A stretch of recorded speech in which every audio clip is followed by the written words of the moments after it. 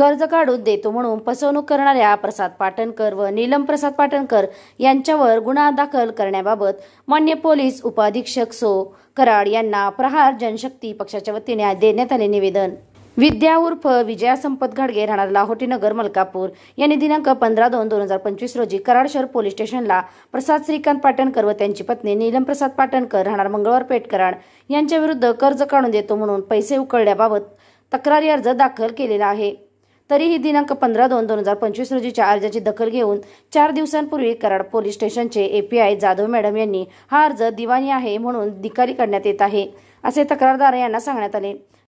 तरी कराड व सातारा जिल्ह्यामध्ये मोठ्या प्रमाणात कर्ज काढून देतो म्हणून या लोकांनी लाखो रुपये उकळलेले आहेत। याचा तपास न करता एका महिलेला न्याय देण्याऐवजी त्यांच्या विरुद्ध तक्रार आहे, त्यांना मदत होईल म्हणून दिवाणी बाब या नावाखाली अर्ज निकाली काढण्यात येतो का? पोलीस तक्रारीतील लोकांना मॅनेज झालेत का? अशा प्रकारची सेम केस सातारा येथे घडते तेव्हा गुन्हा दाखल होतो, परंतु याच प्रकारचा गुन्हा कराडमध्ये का दाखल होत नाही हा संशयास्पद भाग आहे। तरी दिनांक 10/3/2025 रोजी तक्रारदार महिला विद्या घाडगे यांनी प्रसाद श्रीकांत पाटणकर व त्यांची पत्नी नीलम प्रसाद पाटणकर यांच्या विरुद्ध शिवीगाळ व मारहाण केल्याचा गुन्हा दाखल करण्यासाठी नेले असता पोलिसांनी फक्त एनसीच दाखल करून घेतली व आजपर्यंत कोणताही गुन्हा दाखल केलेला नाही। तरी वरील सर्व प्रकरणातून असे दिसून येते की कराड शहर पोलीस स्टेशन एका महिलेची केलेली फसवणूक व केलेली मारहाण गांभीर्याने घेतलेले दिसून येत नाही। राज्यामध्ये महिलांवरती झालेल्या अत्याचार व झालेली फसवणूक हे शासनाने गांभीर्याने घेऊन तात्काळ गुन्हा दाखल करण्याचे आदेश शासन करीत असताना कराड शहर पोलिसाला अपवाद म्हणता येईल का? तरी विद्या घाडगे यांची केलेली फसवणूक व केलेली मारहाण हे दोन्ही गुन्हे 7 दिवसांमध्ये दाखल करण्यात यावेत, अन्यथा आपल्या कार्यालयासमोर पोलिसांना जाग आणण्याकरता प्रहार जनशक्ती पक्षाच्या वतीने तीव्र स्वरूपाचे आंदोलन करण्यात येईल। SK क्राईम न्यूज साठी संतोष कदम, कराड। मी विद्या संपतराव घाडगे राहणार मलकापूर।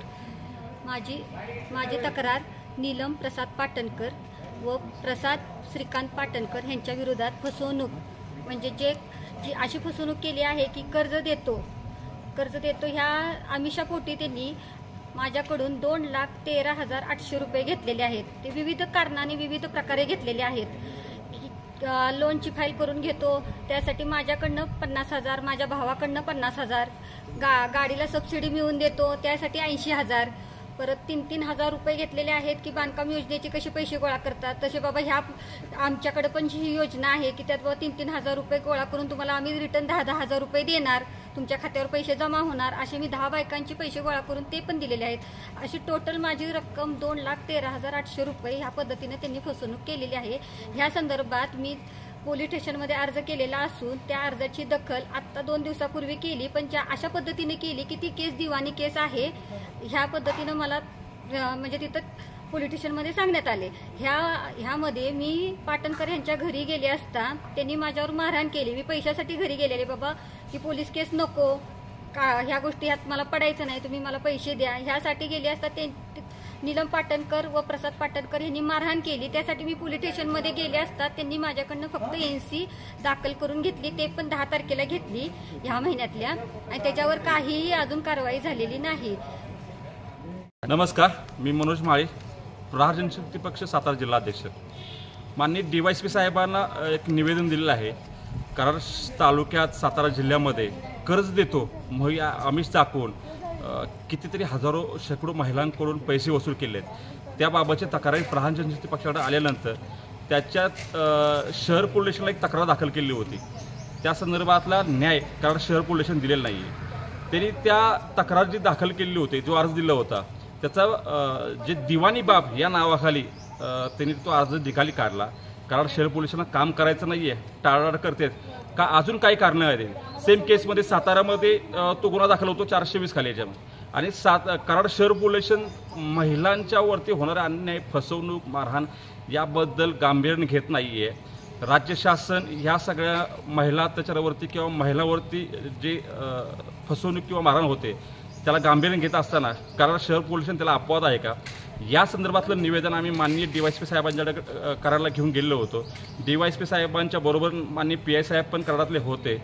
DYSP साहेब पॉझिटिव्ह घेतलं की त्या महिला सगळं चौकशी करून घेतली, तक्रार कशी दाखल आहे। माननीय विद्या घाडगे म्हणून जे आहेत त्यांनी 15/2/2025 तक्रार दाखल केली। वेगवेगळी कारणं देत तिथल्या कराड शहर पोलीस स्टेशनचा जाधव मॅडमने ती टाळाटाळ करत राहिली। त्यानंतर जेव्हा पैसे मागताना घरी गेल्यानंतर त्यांनी मारहाण केली, त्याची गुन्हा दाखल करून घ्यायला पाहिजे होता. एका महिलेला मारहाण झाल्यानंतर रात्रीच्या 10 वाजेपर्यंत ती पोलीस स्टेशन थांबली होती, तरी NC दाखल करून घेतली. त्यात NCचा आजपर्यंत कुठलाही मागमूळ नाही आहे.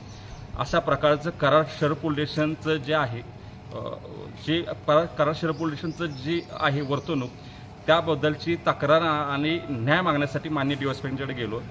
DYSPनी त्या सगळ्या प्रकरणाचा PIना सक्त आदेश दिले.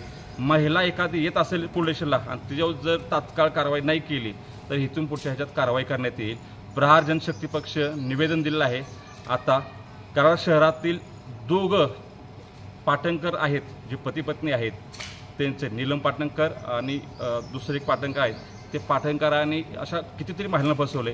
ते तात्काळ थांबवावं, त्यांच्यावरती तात्काळ कारवाई करण्यात येईल. अन्यथा प्रहार जनशक्ती पक्ष रस्त्यावर उतरून आंदोलन करेल. जय महाराष्ट्र.